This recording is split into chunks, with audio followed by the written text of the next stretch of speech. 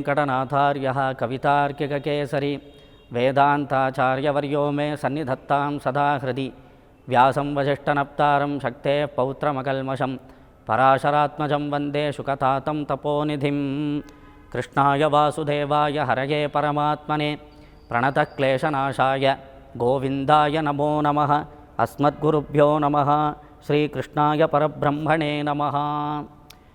ಶಂಕರವಾಹಿನಿ ಮೂಲಕವಾಗಿ ವೀಕ್ಷಣೆ ಮಾಡ್ತಾ ಇರುವಂತಹ ಸಕಲ ಭಕ್ತವೃಂದಕ್ಕೂ ಅನೇಕ ಕೋಟಿ ನಮಸ್ಕಾರಗಳನ್ನು ಸಮರ್ಪಣೆ ಮಾಡ್ತಾ, ಶ್ರೀ ವಿಷ್ಣು ಸಹಸ್ರನಾಮದಲ್ಲಿ ಬರುವಂತಹ ಪ್ರತಿಯೊಂದು ನಾಮಕ್ಕೂ ಅರ್ಥವಿಶೇಷವನ್ನು ತಿಳಿಯುವಂತಹ ಪ್ರಯತ್ನವನ್ನು ನಾವು ಮಾಡ್ತಾ ಇದ್ದೇವೆ.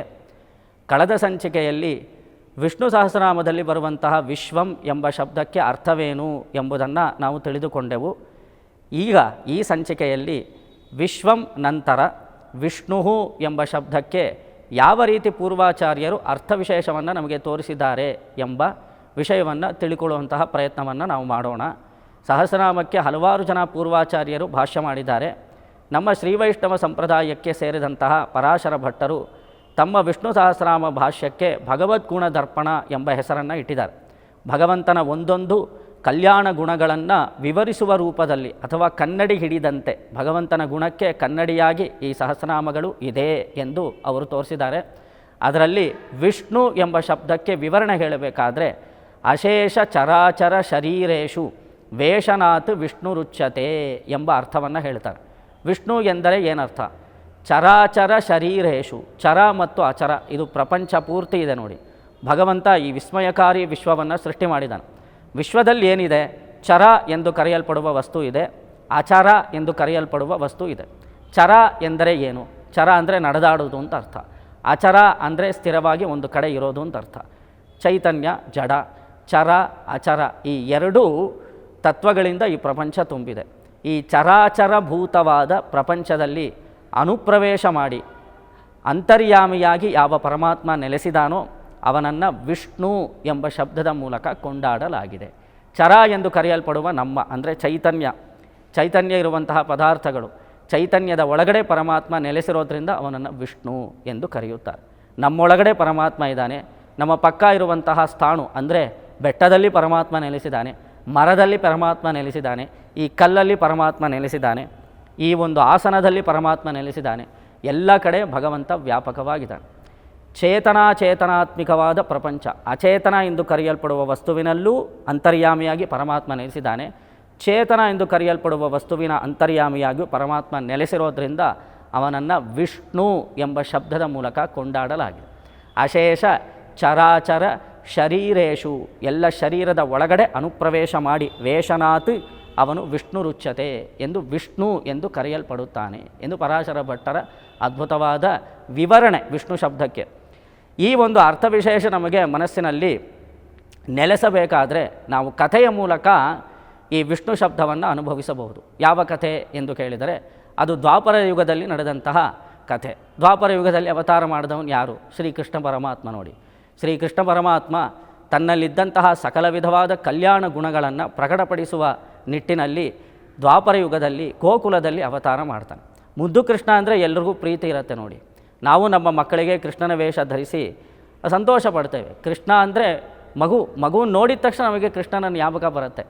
ಕೃಷ್ಣ ದ್ವಾಪರ ಯುಗದಲ್ಲಿ ಬಾಲಲೀಲೆಗಳನ್ನು ಮಾಡಿದ್ದು ತುಂಬ ಪ್ರಸಿದ್ಧಿ. ಶ್ರೀಮದ್ ಭಾಗವತ, ವಿಷ್ಣು ಪುರಾಣ ಇತ್ಯಾದಿ ಗ್ರಂಥಗಳಲ್ಲಿ ಕೃಷ್ಣನ ಬಾಲಲೀಲೆಗಳ ಅದ್ಭುತವಾದ ವಿವರಣೆ ನಮಗೆ ಸಿಗತ್ತೆ. ಈ ಪರಿಯ ಸೊಬಗು ಇನ್ನಾವ ದೇವರಲು ನಾಕಾಣಿ ಗೋಪೀ ಜನಪ್ರಿಯ ಗೋಪಾಲನಲ್ಲದೆ ಎಂದು ದಾಸರು ಕೂಡ ಕೃಷ್ಣ ಪರಮಾತ್ಮನನ್ನು ಅಪಾರವಾಗಿ ಕೊಂಡಾಡ್ತಾರೆ. ಈ ಪರಿಯ ಸೊಬಗು, ಅವನ ಸೌಂದರ್ಯಾತಿಶಯವೇನು, ಅವನ ಗುಣಲಕ್ಷಣಗಳೇನು, ಅವನ ಸ್ವರೂಪವೇನು, ರೂಪವೇನು, ಗುಣವೇನು, ಸರ್ವವಿಧದಲ್ಲೂ ಕೃಷ್ಣ ಪರಮಾತ್ಮ ಎಲ್ಲರಿಗೂ ಅಚ್ಚುಮೆಚ್ಚು ನೋಡಿ. ಆಕರ್ಷಣೀಯವಾದ ಸ್ವರೂಪ. ಕೃಷ್ಣ ಶಬ್ದಕ್ಕೆ ಅದೇ ಅರ್ಥ. ಕೃಷ್ಣ ಅಂದರೆ ಆಕರ್ಷಣೆ ಅಂತ ಅರ್ಥ. ಎಲ್ಲರನ್ನೂ ಗುಣದ ಮೂಲಕ ಆಕರ್ಷಣೆ ಮಾಡೋದು, ಸೌಂದರ್ಯದ ಮೂಲಕ ಆಕರ್ಷಣೆ ಮಾಡೋದು. ಕೆಲವರಲ್ಲಿ ಗುಣ ಇರುತ್ತೆ, ಸೌಂದರ್ಯ ಇರೋದಿಲ್ಲ. ಕೆಲವರಲ್ಲಿ ಸೌಂದರ್ಯ ಇರುತ್ತೆ, ಗುಣ ಇರೋದಿಲ್ಲ.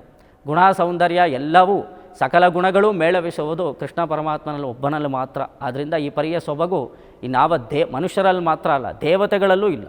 ಯಾವ ದೇವತೆಗಳಿಗೂ ಈ ಥರ ಒಂದು ಸ್ಪೆಷಾಲಿಟಿ, ಈ ಥರ ಒಂದು ಅಟ್ರಾಕ್ಷನ್ ಕ್ವಾಲಿಟಿ ಅನ್ನೋದು ಯಾರಲ್ಲೂ ಇಲ್ಲ ಎಂದು ದಾಸರು ತುಂಬ ಅದ್ಭುತವಾಗಿ ಕೃಷ್ಣ ಪರಮಾತ್ಮನನ್ನು ಕೊಂಡಾಡ್ತಾರೆ. ಈ ದ್ವಾಪರ ಯುಗದಲ್ಲಿ ಕೃಷ್ಣ ಪರಮಾತ್ಮ ಇದ್ದಂತಹ ಕಾಲ, ಗೊಲ್ಲರ ಕೇರಿಯಲ್ಲಿ ಗೋವಳನಾಗಿ ಅವತಾರ ಮಾಡಿದ್ದಂತಹ ಕಾಲ. ಆ ಸಮಯದಲ್ಲಿ ಗೋಪಿಕಾ ಸ್ತ್ರೀಯರೆಲ್ಲ ಇದ್ದು ಕೃಷ್ಣನನ್ನು ಅನುಭವಿಸಿದರು. ಒಬ್ಬಳು ಗೋಪಿಕೆ, ಅವಳ ಹೆಸರು ಶಾಂತ ಎಂದು ಹೇಳಿ.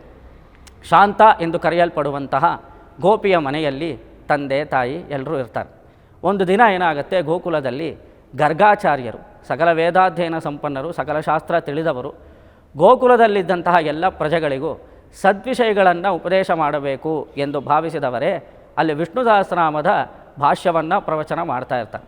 ಶಾಂತ ಎಂದು ಕರೆಯಲ್ಪಡುವ ಈ ಗೋಪಿ ಇದ್ದಾಳೆ ನೋಡಿ, ಈಕೆಯ ತಂದೆ ತಾಯಂತರಿಗೆ ಗರ್ಗಾಚಾರ್ಯರ ಸಹಸ್ರನಾಮ ಪ್ರವಚನಕ್ಕೆ ಹೋಗಿ ಅಲ್ಲಿ ಭಾಗವಹಿಸಿ ಆ ಅರ್ಥಗಳನ್ನು ತಿಳಿದುಕೊಳ್ಳಬೇಕು ಎಂಬ ಆಸೆ. ಅವರು ಶಾಂತೆಯನ್ನು ಕರೆದು, ನೀನು ಇಲ್ಲೇ ಇರು, ನಾವೆಲ್ಲರೂ ಹೋಗಿ ಪ್ರವಚನ ಕೇಳಿ ಬರ್ತೇವೆ ಎಂದು ಹೇಳಿದಾಗ ಶಾಂತೆ ಹೇಳ್ತಾಳೆ, ನಾನೂ ಬರುತ್ತೇನೆ, ಪ್ರವಚನ ಕೇಳುವಂತಹ ಆಸಕ್ತಿ ನನಗೂ ಇದೆ. ವಿಷ್ಣು ಶಬ್ದಕ್ಕೆ ಯಾವ ರೀತಿ ಗರ್ಗಾಚಾರ್ಯ ಉಪದೇಶ ಮಾಡ್ತಾರೆ ಅದರ ಅರ್ಥ ಏನು ತಿಳ್ಕೊಳ್ಳೋ ಆಸಕ್ತಿ ನನಗೂ ಇರೋದಿಲ್ವ, ನನ್ನನ್ನು ಕರ್ಕೊಂಡು ಹೋಗಿ ಅಂತ ಹಠ ಮಾಡ್ತಾರೆ. ಆಗ ತಂದೆ ತಾಯಂದ್ರೆ ಹೇಳ್ತಾರೆ, ನೀನು ಕರ್ಕೊಂಡು ಹೋಗಿ ಏನೂ ಪ್ರಯೋಜನವಿಲ್ಲ, ನೀನು ಅಲ್ಲಿ ಕೂತ್ಕೊಂಡ್ರೆ ಬರೀ ನಿದ್ದೆ ಮಾಡ್ತೀಯ ಅಷ್ಟೇ. ಅವರು ವೇದಾಂತ ಪರವಾಗಿ ಎಲ್ಲ ಪ್ರವಚನ ಮಾಡ್ತಾರೆ, ನಮಗೆ ಯಾವುದು ಅರ್ಥವಾಗೋದಿಲ್ಲ, ನೀನು ಚಿಕ್ಕ ಹುಡುಗಿ, ನಿನಗೇನು ಅದೆಲ್ಲ ತಿಳ್ಕೊಳ್ಳೋದಕ್ಕೆ ಸಾಮರ್ಥ್ಯ ಇಲ್ಲ, ನೀನು ಇಲ್ಲೇ ಇರು ಅಂತ ಅವ್ರು ಹೇಳ್ತಾರೆ. ಆದರೆ ಈ ಶಾಂತೆಗೆ ತಿಳ್ಕೊಳ್ಬೇಕು ಅಂತ ಆಸೆ, ವಿಷ್ಣು ಶಬ್ದಕ್ಕೆ ಏನು ಅರ್ಥ ಅಂತ ತಿಳ್ಕೊಳ್ಳೋದ್ರಲ್ಲಿ ಆಸಕ್ತಿ. ಆದರೆ ಅವರು ಕರ್ಕೊಂಡು ಹೋಗೋದಿಲ್ಲ ತಂದೆ ತಾಯಂದರು, ನೀನು ಇಲ್ಲೇ ಇರು ಅಂತ ಹೇಳಿ ಅವಳನ್ನು ಹೇಗೋ ಅವಳ ಮನಸ್ಸನ್ನು ಹೇಗೋ ಕನ್ವಿನ್ಸ್ ಮಾಡಿ ನೀನು ಇಲ್ಲೇ ಇರು ಅಂತ ಹೇಳಿಬಿಡ್ತಾರೆ. ತಂದೆ ತಾಯಂದರು ಹೊರಟು ಬಿಡ್ತಾರೆ. ಆದರೆ ಈ ಮಗುವಿಗೆ ಸಹಸ್ರನಾಮ ವಿಷ್ಣು ಶಬ್ದ ಕೇಳಬೇಕು ಅಂತ ಆಸೆ. ಹೊರಡಬೇಕಾದ್ರೆ ತಂದೆ ಹೇಳ್ತಾರೆ, ಮನೆಯಲ್ಲಿ ಅಂದರೆ ಈ ಗೋಕುಲದಲ್ಲಿ ಬೆಣ್ಣೆ ಎಲ್ಲಿದೆಯೋ ಆ ಸ್ಥಳಕ್ಕೆ ಕೃಷ್ಣ ಪರಮಾತ್ಮ ಬಂದುಬಿಡ್ತಾನೆ. ನಮ್ಮ ಮನೆಯಲ್ಲಿ ಬೆಣ್ಣೆ ಯಥೇಚ್ಛವಾಗಿದೆ, ಬಾನೆಯಲ್ಲಿ ನಾವು ಬೆಣ್ಣೆ ಇಟ್ಟಿದ್ದೇವೆ, ಆ ಕೃಷ್ಣ ಬಂದು ಈ ಬೆಣ್ಣೆಯನ್ನೆಲ್ಲ ಕದ್ದು ಹೋಗಿಬಿಡ್ತಾನೆ. ಆದ್ದರಿಂದ ನೀನು ಮನೆ ಬಾಗಿಲು ಹಾಕ್ಕೊಂಡು ಜೋಪಾನವಾಗಿ ನೀನು ಮನೆಯಲ್ಲೇ ಇರು ಎಂದು ಎಚ್ಚರಿಕೆ ಕೊಟ್ಟು ತಂದೆ ತಾಯಂದರು ಗರ್ಗಾಚಾರ್ಯರ ಪ್ರವಚನಕ್ಕೆ ಹೊರಟು ಬಿಡ್ತಾರೆ. ಆದರೆ ಈ ಶಾಂತ ಎಂದು ಕರೆಯಲ್ಪಡುವಂತಹ ಗೋಪಿಕಾ ಸ್ತ್ರೀಗೆ ವಿಷ್ಣು ಶಬ್ದಕ್ಕೆ ಅರ್ಥವೇನು ಎಂಬ ವಿಷಯ ತಿಳ್ಕೊಳ್ಳೋದ್ರಲ್ಲಿ ಆಸಕ್ತಿ. ಆದರೆ ಅವಳು ಮನಸ್ಸಿನಲ್ಲಿ ವಿಷ್ಣು ಕೃಷ್ಣ ವಿಷ್ಣು ವಿಷ್ಣು ವಿಷ್ಣು ಅಂತಲೇ ಧ್ಯಾನ ಮಾಡ್ತಾ ಒಂದು ಕಡೆ ಕೂತಿದ್ದಾಳೆ. ಮನೆ ಬಾಗಿಲು ತಟ್ಟೋ ಶಬ್ದ ಕೇಳಿಸತ್ತೆ. ಅವಳು ಬಾಗಿಲು ತೆಗೆದು ನೋಡ್ತಾಳೆ, ಬಾಲ ಸನ್ಯಾಸಿ ಒಬ್ಬ ಬಂದಿರ್ತಾನೆ. ಆ ಬಾಲ ಸನ್ಯಾಸಿಯನ್ನು ನೋಡಿದ ತಕ್ಷಣ ತುಂಬ ಆಕರ್ಷಣೀಯನಾಗಿದ್ದಾನೆ. ಅವನನ್ನು ಮನೆ ಒಳಗಡೆ ಬರಮಾಡಿಕೊಳ್ತಾಳೆ, ಅವರಿಗೆ ಆಸನವನ್ನು ಸಮರ್ಪಣೆ ಮಾಡ್ತಾಳೆ, ಅವರಿಗೆ ಅರ್ಘ್ಯ ಪಾದ್ಯ ಆಚಮನಗಳನ್ನೆಲ್ಲ ಕೊಡ್ತಾಳೆ. ಆ ಬಾಲ ಸನ್ಯಾಸಿ ಕೇಳುತ್ತೆ, ನನಗೆ ಸ್ವಲ್ಪ ಹಾಲಿದ್ದರೆ ಕೊಡು ಅಂತ. ಹಾಲು ತರಬೇಕು, ಅಡುಗೆ ಮನೆಯಲ್ಲಿ ಹಾಲು ಕಾಯಿಸ್ಕೊಂಡು ಬರಬೇಕು ಅಂತ ಈಕೆ ಹೋಗ್ತಾಳೆ. ಹೋಗಿ ಹಾಲನ್ನು ಇನ್ನೇನು ಕಾಯಿಸ್ಕೊಂಡು ಆ ಸನ್ಯಾಸಿಗೆ ಕೊಡಬೇಕು ಅಂತ ತಗೊಂಡು ಬರಬೇಕಾದ್ರೆ ಹೊರಗಡೆ ಬಂದು ನೋಡ್ತಾಳೆ, ಈ ಬಾಲ ಸನ್ಯಾಸಿ ಏನು ಮಾಡ್ತಾನೆ ಅಂದರೆ ಅಲ್ಲಿದ್ದಂತಹ ಮಡಿಕೆ ಕುಡಿಕೆಗಳನ್ನೆಲ್ಲ ಒಡೆದಾಕಿ ಅಲ್ಲಿದ್ದಂತಹ ಬೆಣ್ಣೆಯನ್ನೆಲ್ಲ ತಾನು ಮೆದ್ದು ಅಲ್ಲಿದ್ದಂತಹ ಕ್ಷೀರವನ್ನೆಲ್ಲ ಕುಡಿದು ದಧಿಯನ್ನೆಲ್ಲ ಕುಡಿದು ಆ ಮನೆಯನ್ನು ಧ್ವಂಸ ಮಾಡಿ ರಾದ್ಧಾಂತ ಮಾಡಿಟ್ಬಿಟ್ಟಿರ್ತಾನೆ. ಆಗ ಶಾಂತ ನೋಡ್ತಾಳೆ, ಬಂದಿರೋನು ಯಾರು ಅಂದರೆ ಬಾಲ ಸನ್ಯಾಸಿ ರೂಪದಲ್ಲಿ ಸಾಕ್ಷಾತ್ ಕೃಷ್ಣನೇ ಬಂದಿದ್ದಾನೆ. ಈ ಕೃಷ್ಣ ಒಳಗಡೆ ಬರ್ತಾನೆ, ಜೋಪಾನವಾಗಿರುವಂಥ ತಂದೆ ತಾಯಿ ಹೇಳ್ಬಿಟ್ಟು ಹೋಗಿದ್ರು. ಆದರೆ ಅವನು ಸನ್ಯಾಸಿ ರೂಪದಲ್ಲಿ ಬಂದಿದ್ದಾನಲ್ಲ, ಇವಳು ಗೊತ್ತಾಗಲಿಲ್ಲ. ಆ ಕೃಷ್ಣನನ್ನು ಹೇಗಾದರೂ ಮಾಡಿ ದಂಡಿಸಬೇಕು. ಇಷ್ಟೆಲ್ಲ ರಾದ್ಧಾಂತ ಮಾಡಿದೆಲ್ಲ, ಬೆಣ್ಣೆ ಕೇಳಿದರೆ ನಾನೇ ಕೊಡ್ತಾ ಇದ್ದೆ, ಆದರೆ ಬೆಣ್ಣೆ ಬಾನೆಯನ್ನೆಲ್ಲ ಒಡೆದು ಹಾಕಿದೆ, ಇಷ್ಟೆಲ್ಲ ರಾದ್ಧಾಂತ ಮಾಡಿದಿ, ತಂದೆ ತಾಯಿಯಂದ್ರು ಬಂದರೆ ನಾನೇನು ಉತ್ತರ ಕೊಡಬೇಕು, ಅವ್ರು ನನ್ನನ್ನು ದಂಡಿಸ್ತಾರೆ ಅಂತ ಹೇಳಿ ಕೃಷ್ಣನನ್ನು ದಂಡಿಸಬೇಕು ಎಂದು ಈ ಗೋಪಿಕಾಸ್ತ್ರೀ ಏನು ಮಾಡ್ತಾಳೆ, ತನ್ನ ಕೈಯಲ್ಲಿ ಒಂದು ದೊಣ್ಣೆಯನ್ನು ತಗೊಂಡು ಕೃಷ್ಣನ ಬೆನ್ನ ಮೇಲೆ ಒಂದು ಹೊಡಿತಾಳೆ, ಒಂದು ಹಾಕುತ್ತಾಳೆ. ಯಾವ ಸ್ಥಳದಲ್ಲಿ ಅಂದರೆ ದೊಣ್ಣೆಯಿಂದ ಕೃಷ್ಣನ ಬೆನ್ನಿಗೆ ಹೊಡೆದಿದ ತಕ್ಷಣ ಬೆನ್ನಿನ ಯಾವ ಒಂದು ಸ್ಥಳದಲ್ಲಿ ಕೃಷ್ಣನಿಗೆ ಏಟಾಗತ್ತೋ ಅದೇ ಸ್ಥಳದಲ್ಲಿ ಅಂದರೆ ಎಲ್ಲರ ಬೆನ್ನಿಗೂ ಅದೇ ಏಟು ಬೀಳುತ್ತೆ. ಪ್ರವಚನ ಮಾಡ್ತಾ ಇದ್ದಂತಹ ಗರ್ಗಾಚಾರ್ಯರ ಬೆನ್ನಿಗೂ ಏಟು ಬೀಳುತ್ತೆ. ಪ್ರವಚನ ಕೇಳ್ತಾ ಇದ್ದಂತಹ ಎಲ್ಲ ಗೊಲ್ಲರ ಕೇರಿಯಲ್ಲಿ ವಾಸವಾಗಿದ್ದಂತಹ ಎಲ್ಲ ಗೋಪ ಬಾಲಕರ, ಗೋಪ ಸ್ತ್ರೀಯರ, ಗೋಪ ವೃದ್ಧರ ಬೆನ್ನಿಗೂ ಏಟು ಬೀಳುತ್ತೆ. ಸಕಲ ಜೀವಕೋಟಿಗಳ ಬೆನ್ನಿಗೂ ಏಟು ಬೀಳುತ್ತೆ. ಹೊಡೆದಂತಹ ಶಾಂತೆಯ ಬೆನ್ನಿಗೂ ಏಟು ಬೀಳುತ್ತೆ. ಅವಳು ಅವಾಗ ನೋಡ್ತಾಳೆ, ಆಶ್ಚರ್ಯವಾಗಿ ನೋಡ್ತಾಳೆ, ನಿನ್ನ ಬೆನ್ನಿಗೆ ಹೊಡೆದ್ರೆ ನನಗೇಕೆ ಏಟಾಗತ್ತೆ, ನನಗ್ಯಾಕೆ ನೋವ್ತಾ ಇದೆ ಅಂತ ಕೇಳಿದಾಗ, ಇಷ್ಟೊತ್ತು ನೀನು ವಿಷ್ಣು ವಿಷ್ಣು ವಿಷ್ಣು ಅಂತ ಜಪ ಮಾಡ್ತಾ ಇದೆಯಲ್ಲ, ಆ ಶ್ರೀನಾಮಕ್ಕೆ ಇದುವೇ ಅರ್ಥ. ಅಶೇಷ ಚರಾಚರ ಶರೀರೇಶು ವೇಷನಾತ್ ವಿಷ್ಣು ರುಚ್ಯತೆ.